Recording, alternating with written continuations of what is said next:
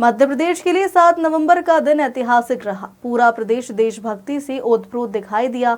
मौका था वंदे मातरम की 150वीं स्वर्णोत्सव का।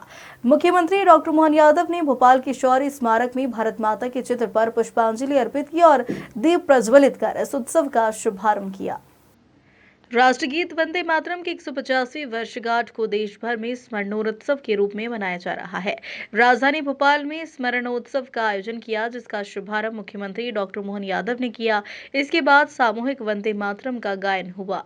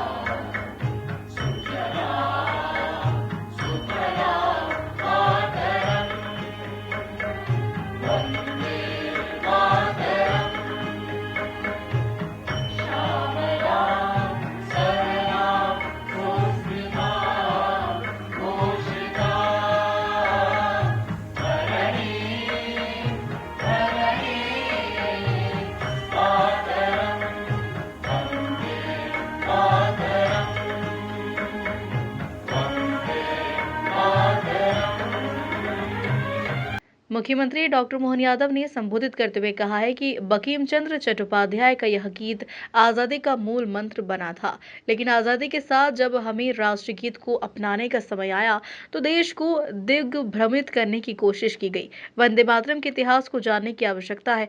उन्होंने जनता को स्वदेशी अपनाने का संकल्प भी दिलाया। कार्यक्रम में इस राष्ट्रीय गीत का महत्व और इतिहास बताती हुई पत्रिका का विमोचन भी किया गया।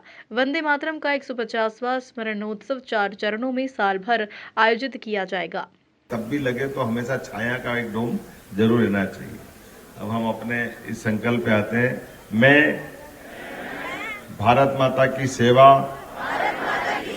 और सम्मान के लिए यह संकल्प लेता हूं कि अपने दैनिक जीवन में अधिकतम भारतीय उत्पादों का उपयोग करूंगा और आयातित वस्तुओं की जगह देसी विकल्प अपनाऊंगा। घर, काम और समाज में भारतीय उत्पाद को प्राथमिकता दूंगा। गांव, किसान और कारीगरों का समर्थन कर स्थानीय उद्योगों को बढ़ावा दूंगा। युवाओं और बच्चों को स्वदेशी अपनाने के लिए प्रेरित कर नई पीढ़ी तक इसका महत्व पहुंचाऊंगा। पारिवारिक और सामाजिक में भारतीय भाषाओं का प्रयोग करूंगा। पर्यावरण के प्रति सजग रहकर स्वदेशी और प्राकृतिक अनुकूल उत्पादों का प्रयोग करूंगा और देश के पर्यटन स्थलों को प्राथमिकता दूंगा। भारत माता की बहुत बहुत धन्यवाद। वंदे मातरम 150वें वर्ष के स्मरणोत्सव में अभी हमने यशस्वी प्रधानमंत्री के उस मनोभाव को भी देखा, उनकी उपस्थिति को भी देखा। ये उनकी कल्पनाशीलता भी है, जिसके आधार पर अतीत का 150 साल पुराना वो अप्रतिम गीत, जिसने न केवल आजादी की अलख जगाई बल्कि लगभग 150 साल तो हमारे लिए वो जो एक तरह से मंत्र के नाते से उस 19वीं शताब्दी से शुरू हुई यात्रा गुरुवर रविंद्रनाथ टैगोर ने 1896 में उसको स्वर दे करके पुनर्स्थापित करते हुए पूरे क्रांतिकारियों सहित सबके मन में जिस संकल्प की पूर्ति की, उसको बदलते दौर में हमने सबने भगत सिंह को फांसी के फंदे पे चढ़ते देखा, चंद्रशेखर आजाद को अपनी शहादत देते देखा। अलग अलग प्रकार के हरेक हमारे आजादी के संघर्ष में वंदे मातरम का मूल मंत्र जैसे जीवन प्राण बन करके हमको लालायित करता रहा है। हमने अभी यहाँ इस कार्यक्रम के प्रारंभ में भी मैं माननीय मंच हमारे सारे मित्रों को धन्यवाद देता हूँ। माननीय मंत्री विश्वास जी, माननीय मंत्री कृष्णा गौर जी, माननीय सांसद आलोक जी, माननीय विधायक रामेश्वर जी, माननीय विधायक भगवान दास जी, महापौर जी, इस अवसर पर सभापति किशन सूर्यवंशी जी, सभी अधिकारीगण और आप सब।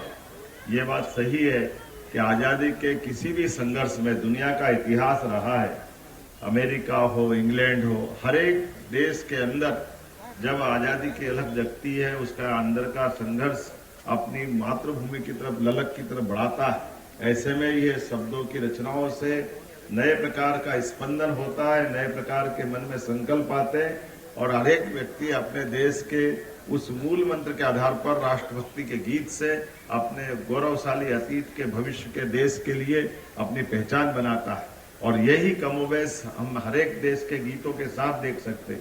अमेरिका का क्राइसिस वाला समय हो, इंग्लैंड का विद्रोह वाला समय हो, भारत का अपना, हमने जब यद्यपि वंदे मातरम का आनंद भी देखा, लेकिन इस कार्यक्रम के प्रारंभ में कदम कदम बढ़ाए जा, खुशी के गीत गाए जा, ये जो हमारे भी स्वरबद्ध रचनाओं को हमारे पुलिस बैंड ने जो प्रस्तुत किया है, इस प्रस्तुत करने वाले गीत में ये हमारे आजादी के नेताजी सुभाष चंद्र बोस के उस आजाद हिंद फौज से जुड़ता हुआ दिखाई देता है। यद्यपि बनाया गया था दीक्षित जी ने गीत, बाद में कविवर राम सिंह ठाकुर जी ने इसको स्वरबद्ध करते हुए संशोधित रूप में दिया और ये आजादी का अपना अब एक तरह से संघर्ष वाले उस सारे दौर के दरमियान ये भी एक अपना अलग दौर में पहुंचा।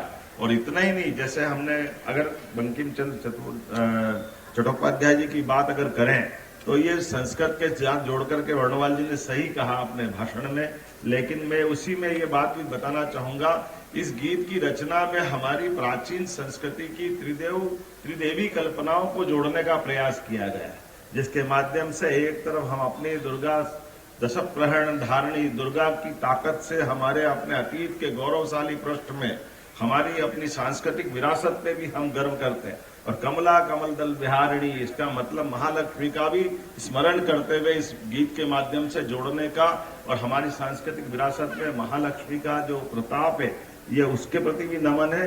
और वीणा जो हमने अपनी माँ सरस्वती के प्रति जो इसमें कल्पना की है, कामना की है, यद्यपि चटर्जी ने इसको स्वरबद्ध करते हुए और इसकी लिपिबद्ध करते हुए आनंद मठ नामक उपन्यास के माध्यम से दुनिया के बीच इस गीत को रखने का प्रयास किया और वहां से उठा करके अंदर की जो अंतरतम भावना, ये हजार साल वाली हमारी गौरवशाली उस प्रतिष्ठित भावना का पुनर्जागरण का एक काल था, जिसके कारण से हम आज भी उस भावना के आधार पर लोग बड़े गजब है।